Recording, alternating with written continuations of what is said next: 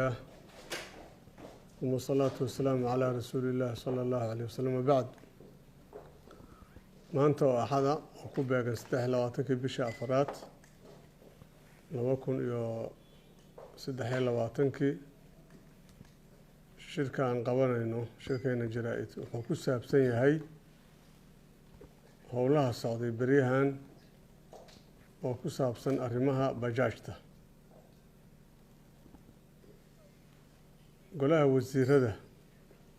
ee xukuumadda federaalka Soomaaliya waxay soo saartay 30 Maarch amar ka soo baxay oo lagu nidaaminayo mooto bajaajta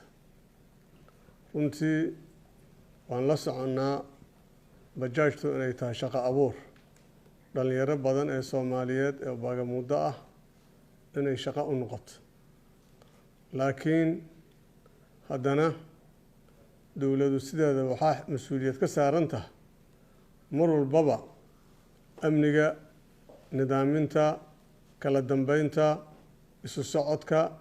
ayay mas'uuliyad ka saaran tahay xukuumadda federaalka Soomaaliya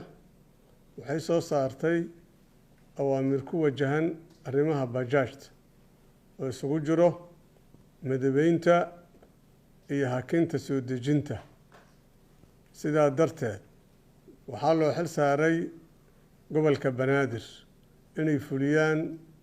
amarada noocaas ah ee ka soo baxay xukuumadda federaalka Soomaaliya gobolka Banaadir isagoo ka duulayo wuxuu soo saaray warqad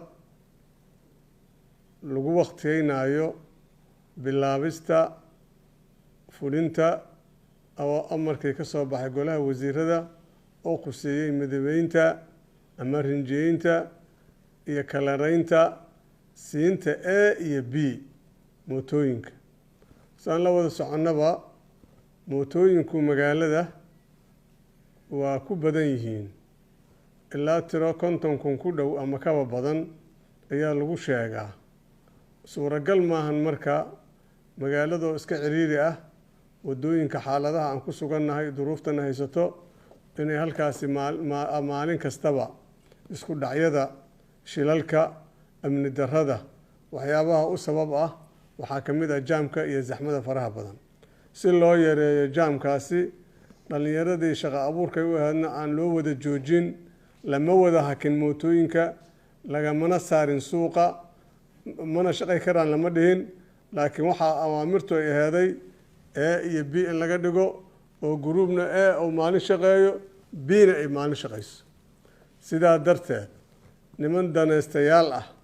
waan ognahay inay gacmo shisheeye u shaqeynayaan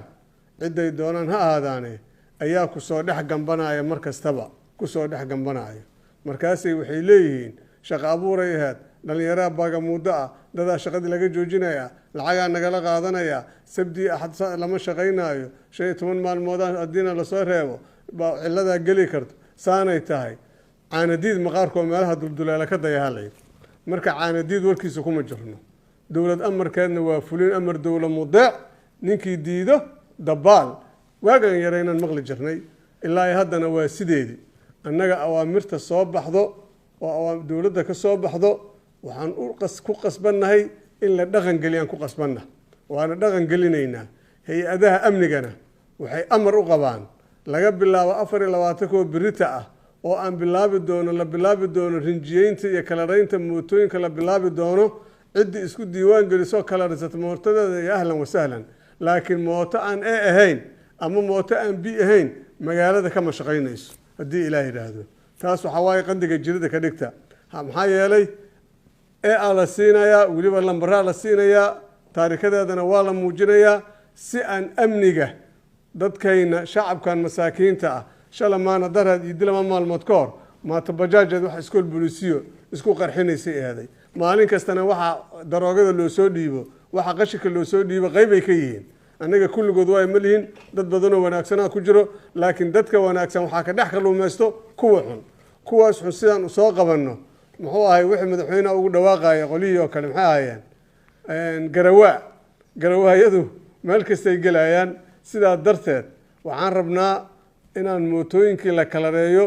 ciddii u hoggaansami weyso ama ciddii isku daydo inay mudaharaad iyo abaabul iyo rabshado iyo ay ka horgeyso xabsigay tegaysaa sharcigaana la tiigsan doonaa mana u aabba yeelayno waa dareemi karnaa dad unbaa soo qayli doono shaqo kastoo la qabto quruxdeeda iyo wanaaggeeda lagama fikiro laakiin danleeyaa ka dhex kaluumaysato anaga danley dheg shaq uma siino cid kastoo hadashana ma dhegaysano haddaan hadal dadkiisaa dhegaysan lahayna shaqaba maba qabanayno soomana raadsanan inaan shaqo qabanno wax kastoo la sheegay diyaaraan u nahay intaan u jeednana ilaahay ugu dhowaanaynaa inaan shaqada qurxinno oon magaaladayna bilicdeeda quruxdeeda wanaaggeeda amnigeeda inaan ka shaqayno intaas ayaan har habeen u taagannahay waana mahadsantihiin waxaan idinla socodsiinayaa awaamirtaasi waa sidii loo fuliyey cid kastoo ku xadgudubtana xabsigaa lala tiigsanayaa